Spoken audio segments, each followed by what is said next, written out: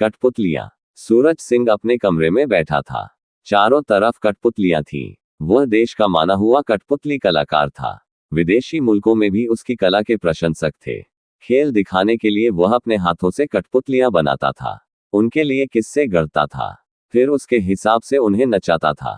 कठपुतलियों का तमाशा दिखाकर ही उसने धन, संपदा, मान सम्मान सब कमाया था। पर आज वह उन्हीं कठपुतलियों के बीच उदास था। सूरज सिंह एक अच्छा कलाकार था, पर हर व्यक्ति में एक कमजोरी होती है। उसकी कमजोरी थी उसका इकलौता बेटा आदर्श। आदर्श को वह दुनिया की हर वस्तु से अधिक चाहता था। अपनी पत्नी की मृत्यु के बाद तो अपने बेटे में ही उसके प्राण बसते थे। अपने बेटे से उसके अंधे प्यार का ये हाल था कि छोटी उम्र से ही आदर्श उससे अपनी हर सही गलत मांग मनवा लेता था। उसके आसपास के लोग अक्सर उसे इस बात के लिए समझाते थे। उससे कहते थे कि उसका अपने बेटे के लिए मोह एक दिन उसे डुबो देगा। पर उसने कभी किसी की बात नहीं सुनी। सूरज सिंह का एक सहायक था रंजन। सूरज सिंह की प्रतिष्ठा बढ़ाने में उसका महत्वपूर्ण योगदान था। सूरज सिंह इस बात के लिए उसे पूरा मान देता था। यही कारण था कि रंजन सूरज सिंह के साथ ही उसके बंगले पर रहता था। रंजन के विवाह पर सूरज सिंह ने एक बड़ी दावत दी थी। उसी दावत में आदर्श की नजर रंजन की पत्नी ममता पर पड़ी। ममता बहुत सुंदर थी। आदर्श का दिल उस पर आ गया। उसने कभी भी मर्यादा का पालन करना नहीं सीखा था, इसलिए ये जानते हुए भी कि ममता रंजन की पत्नी है, वह उसे पाने की इच्छा रखता था। अपनी इच्छा पूरी करने के लिए वह सही मौके की तलाश कर रहा था।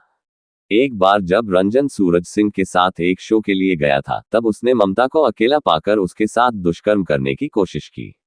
लेकिन ममता ने डटकर मुकाबला किया और उसका मंसूबा पूरा नहीं होने दिया। ममता ने जब अपने पति रंजन को सारी बात बताई तो वह बहुत क्रोधित हुआ। उसने सूरज सिंह से शिकायत की, उन्हें धमकी दी कि वह यह मामला पुलिस के पास लेकर जा रहा है। सूरज सिंह ने उसे समझाने का प्रयास किया। उससे कहा कि वह शांत हो जाए। वह आदर्श को समझाएंगे, उससे माफी मांगने को कहेंगे। उन्होंने आदर्श को समझाया कि माफी मांगकर मामला खत्म कर दे। यदि बात पुलिस में चली गई तो बदनामी होगी। आदर्श भी नहीं चाहता था कि मामला आगे बढ़े। उसने माफी मांग ली। रंजन सूरज सिंह से अलग हो गया। मामला शांत हो गया। आदर्श ने माफी तो मांग ली थी, पर मन ही मन वह ममता से चिढ़ गया था। वह बदला लेने का अवसर देखने लगा। ममता से माफी मांगने के बाद से ही आदर्श बहुत चुपचाप रहता था। वह अपनी जलन में भीतर से घुला जा रहा था। सूरज सिंह उसकी ये दशा नहीं देख पाते थे। रंजन सूरज सिंह से अलग हो गया था, पर उसके पास अपने दम पर अलग पहचान बनाने की काबिलियत नहीं थी। वह सूरज सिंह का सहायक होने के अलावा कुछ नहीं कर सकता था। उसके सामने जीवन निर्वाह की समस्या आ गई। कुछ महीनों तक भटकने के बाद जब कुछ नहीं हो सका तो वह सूरज सिंह से मिला। उसने कहा कि जो हुआ उसे भूलकर हम दोबारा एक साथ काम करते हैं। सूरज सिंह ने सोचने के लिए समय मांगा।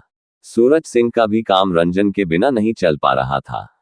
वह उसे दोबारा काम पर रखने को तैयार थे, पर आदर्श को जब सारी बात का पता चला तो उसने एक शर्त रखने को कहा। सूरज सिंह ने जब वह शर्त सुनी तो उन्होंने ऐसा करने से इनकार कर दिया। लेकिन आदर्श ने हमेशा की तरह उन पर दबाव बनाया। एक बार फिर वह पुत्र मोह में अंधे हो गए। उन्होंने वह अमर्यादित शर्त रंजन के सामने रख दी। कई दिनों तक जीविका के लिए हाथ पैर मारने के बाद भी रंजन को सफलता नहीं मिली थी।